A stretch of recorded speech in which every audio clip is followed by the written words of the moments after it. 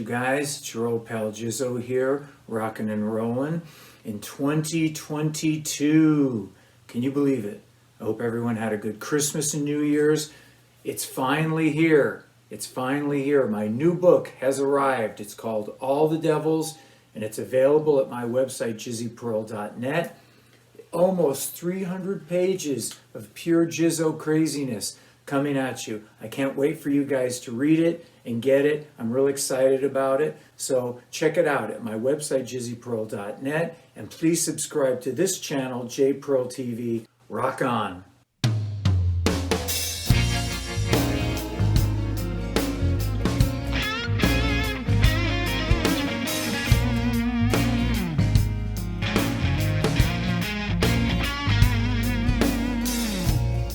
Can you believe this?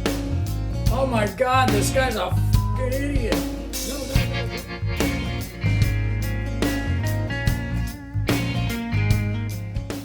What's in a name?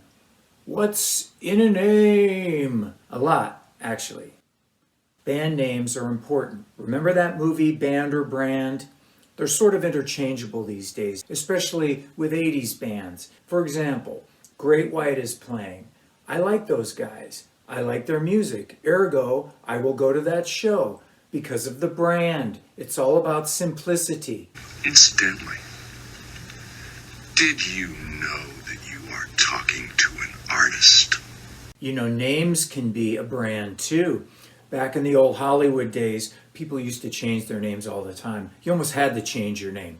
Judy Garland used to be Frances Gum. Cary Grant's real name was Archibald Leach. Archibald Leach. Maybe you should have stuck with Archibald. It's kind of like Winslow Leach from Phantom of the Paradise. Sid Vicious, C.C. DeVille, Blackie Lawless, Nikki Sixx. They're all cool names. You needed a cool name back in the day just to stick out, just to be noticed in this town. Sometimes having a cool name was everything. Wait, let me explain something to you. I am not Mr. Lebowski. You're Mr. Lebowski. I'm the dude. Names can also be sort of an evolution. Think about Puff Daddy.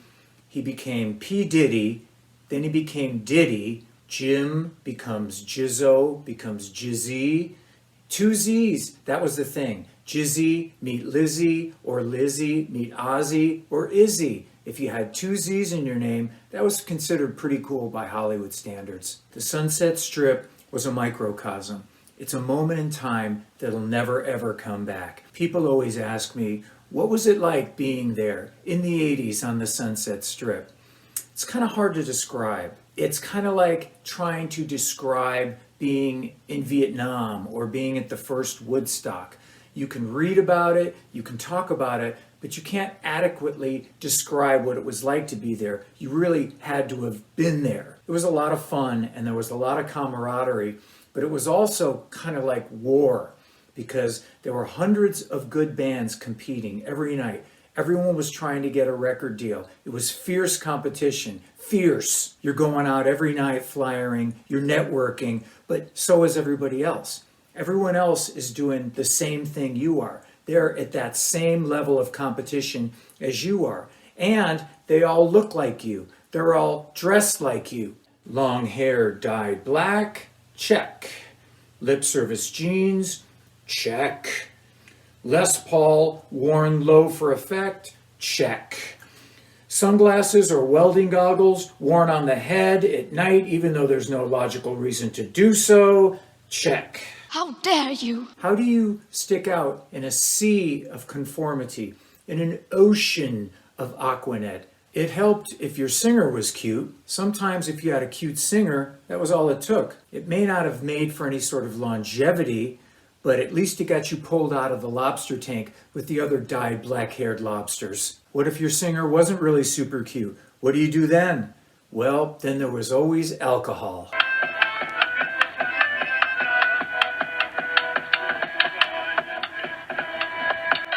Alcohol helped. It gave you swagger. It gave you bravado. It made a shy person become an extroverted person. It actually helped people get record deals. I think it helped me get a record deal. Alcohol, good old booze.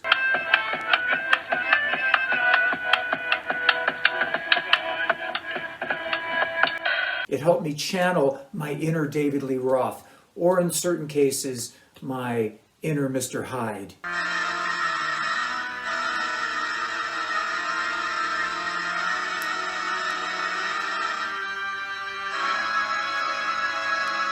Mr. Hyde was a good time, most of the time. If you needed someone to jump into the pool with their clothes on to liven things up at a party, Mr. Hyde'll do it, no problem. Do you need a ride home?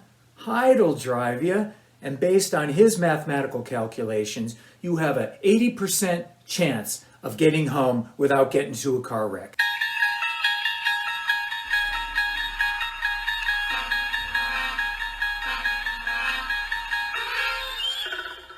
There were also lots of wannabe managers hanging around back then, usually at the Rainbow. They were like those trapdoor spiders. Can this guy help us? Yeah, he can buy us beer, so I guess that makes him a genius. Let's sign away 20% of our future income to this guy who has zero experience for a 6-pack of beer and an ad in BAM magazine. Good idea. I signed away 20% because at the time, 20% of nothing was nothing. And then 20% became something. When you get a record deal, 20% is a lot of fucking money. And that's when these people emerge from the darkest pits of Mordor and demand their pound of flesh. If you had a record deal back then, you thought you'd be set for life. And why wouldn't you? You're on a $500,000 bus touring the country. You're on MTV. You're palling around with Ronnie James Dio. Why wouldn't you think that this whole thing is going to be the rest of your life? But that was the 90s.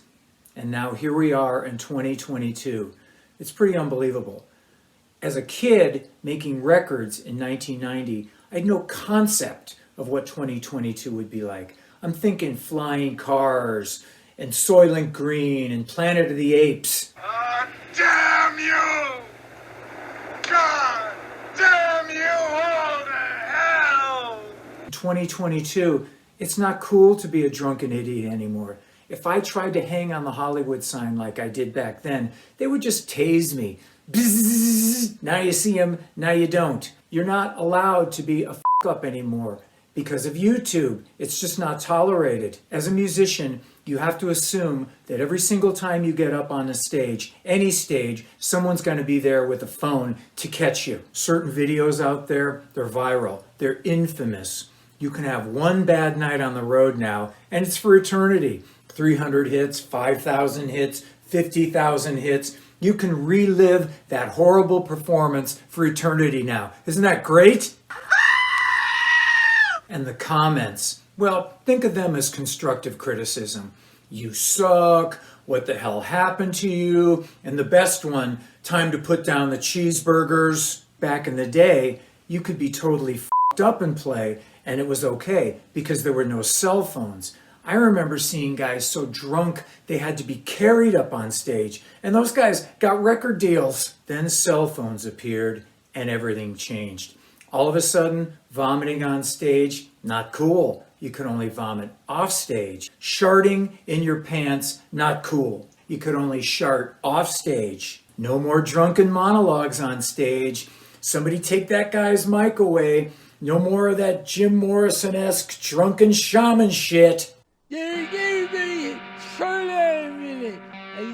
you believe this? Oh my God, this guy's a fucking idiot. No, don't interrupt him. Keep him going, keep him going. This is gold. Yep, it's not fair. Life isn't fair. YouTube isn't fair. So what do you do in 2022? You stay fit, you do your best. Be happy that your goofball past is behind you. Think of all the bullets that you've dodged over the years. And be careful. If you show up at the gig in the afternoon and your sound man is drunk, you might have a problem. If you show up to the gig and they're soldering the PA together, then you really have a problem. So what's in a name? Everything.